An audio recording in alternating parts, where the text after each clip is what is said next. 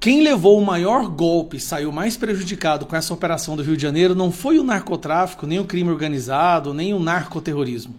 Quem levou o maior golpe e sofreu o maior impacto foi o governo Lula.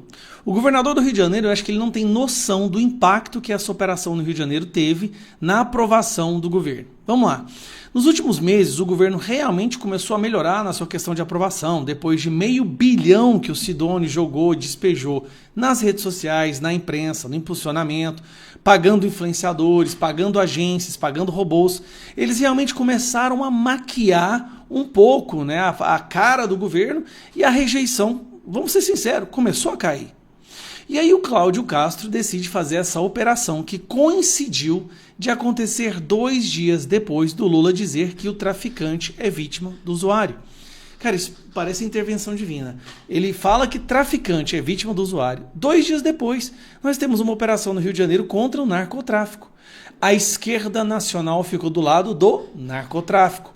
O Lula, os seus ministros, os ministros do STF, ficaram do lado do narcotráfico. E a população não gostou disso.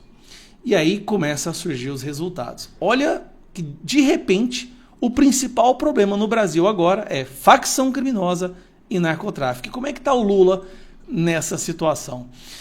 Avaliação do trabalho do Lula em relação ao combate ao tráfico de drogas.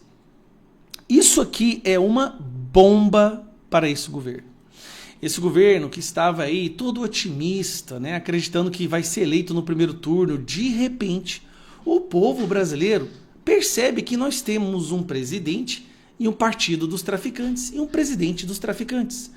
45% péssimo, 5% ótimo e 8,3% bom. Isso aqui, gente, entre o bom e o ótimo, isso aqui é terrível, esse resultado. É um resultado esdrúxulo, vergonhoso. Esse é o resultado que o Lula tem em relação ao combate ao narcotráfico, que agora se tornou a preocupação número 1 do Brasil. Saiu uma pesquisa recente mostrando que 50 milhões de brasileiros vivem sob o comando de facções criminosas. De repente, nós temos aí um presidente que defende essas facções. Para piorar, Lula, essa semana, foi fazer um evento para colocar o Boulos como ministro. Boulos, um cara que foi chefe de um grupo criminoso aí, que é o MTST. O Boulos, durante o evento dele, ele pede 1 minuto de silêncio pelas vítimas da Operação do Rio de Janeiro. Ou seja, o Boulos, no Palácio do Planalto, em um evento em que ele está tomando posse como ministro, ele pede 1 minuto de silêncio pelos traficantes. Resultado: 60% acham que gesto de Boulos foi inapropriado. O novo ministro pediu 1 minuto de silêncio pelas vítimas da mega operação no Rio. Presta atenção. O seu primeiro ato como ministro do Lula foi pedir 1 minuto de silêncio para traficantes. Deixa isso assentar um pouco. O primeiro ato do ministro da institucional, da Casa Civil, o que ele é ministro mesmo? Ele é ministro dos movimentos sociais. O primeiro ato dele foi pedir 1 minuto de silêncio pela morte de traficantes. Eu não vou falar o resto dos adjetivos, senão o YouTube derruba meu canal. Então nós temos, Lula fala que traficante é vítima de usuário. Depois tem a mega operação. A mega operação parece que teve maior impacto justamente nesse governo, porque o Brasil de repente acordou. E aí começou a viralizar os vídeos dos prisioneiros fazendo L, celebrando a vitória do Lula, dos traficantes dando tiro para cima para celebrar a vitória do Lula. Aí vem o áudio do Marcola falando que prefere Lula, vem o áudio de outro líder lá do PCC falando que com o PT eles têm diálogos cabulosos. Aí vem a foto do Boulos ao lado da rainha do tráfico, da dama do tráfico. E de repente a internet resgata todas essas evidências da intrínseca ligação entre PT, esquerda e o narcotráfico. E o povo acorda. O povo, peraí, esse governo é o governo do tráfico, ele é o governo dos traficantes. E não só ele, a Suprema Corte também. E aí o Lula recebeu uma orientação. Antes, eu quero te mostrar isso aqui, ó. Aqui é só alguns segundinhos. As falas do Lula recentemente. Por que uma menina é obrigada a ter um filho de um cara que estuprou ela? Que monstro vai sair do ventre dessa menina? Importante para que a gente possa controlar o preço é o próprio povo. Você sabe disso. Se você vai no supermercado aí em Salvador e você desconfia que tal produto está caro, você não compra. E nós temos uma profunda gratidão ao continente africano por tudo que foi produzido durante 350 anos de escravidão. Os usuários são responsáveis pelos traficantes, que são, vítimas dos usuários. Lula tem feito uma sequência de falas tão absurdas que os seus aliados e o Sidônio foram obrigados a pedir para ele isso aqui, ó. Para evitar gafes, Lula é orientado a não dar declarações de improviso sobre segurança pública. Aliados do presidente afirmam que a orientação é para evitar falas sobre segurança pública que podem ser usadas contra o governo petista. O que é falas de improviso? Falas de improviso é você falar o que você realmente pensa. Quando o Lula fala sobre segurança pública, levando em consideração os seus reais valores internos, seus princípios, sua estrutura de hierarquia, ele sempre defende bandido e ataca a polícia.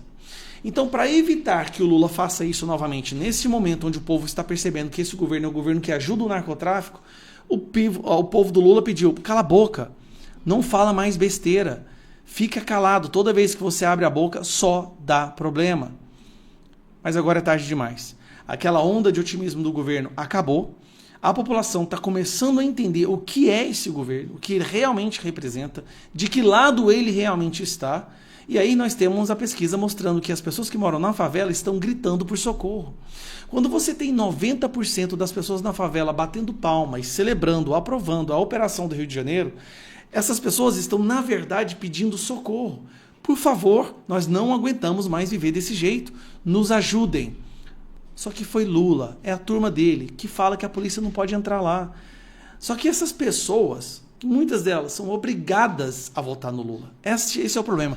Essas áreas dominadas pelo narcotráfico, essas pessoas vivem sob um comando, elas são reféns. Elas são obrigadas a votar na esquerda. E se alguém ali compartilha coisa do Bolsonaro ou distribui panfleto do Bolsonaro da direita, elas são perseguidas, são chicoteadas e até mesmo assassinadas. Esse é o governo que defende o narcotráfico e ataca o cidadão que quer trabalhar. Resumindo, para a gente chegar numa conclusão nesse vídeo que já está longo. Todo o otimismo que o governo achou que ia ser uma reação a longo prazo caiu por terra. O Brasil acordou. Esse é o governo do tráfico, é o governo do crime, é o governo das facções criminosas, é o governo que pede para os Estados Unidos não reconhecer PCC e Comando Vermelho como terroristas. É o governo que agora, nessa próxima semana ou na semana seguinte, quando nós tentarmos votar, o PL, que muda a categoria de facção criminosa para terrorismo, este governo vai defender. Ele vai defender o PCC, ele vai defender o Comando Vermelho. Sabe por quê? Porque se eles forem reconhecidos como grupos terroristas, as penas, a possibilidade de operação policial se torna muito mais ampla. E aí é onde eles odeiam o que eu falo, mas eu vou te dizer. Quem financia boa parte das grandes figuras do esquerdismo no Brasil é facção criminosa. Quando um vagabundo vai lá e compra uma droga, uma parte desse dinheiro vai para comprar fuzil, uma parte vai para o chefe da facção, uma parte vai para a campanha de esquerdistas.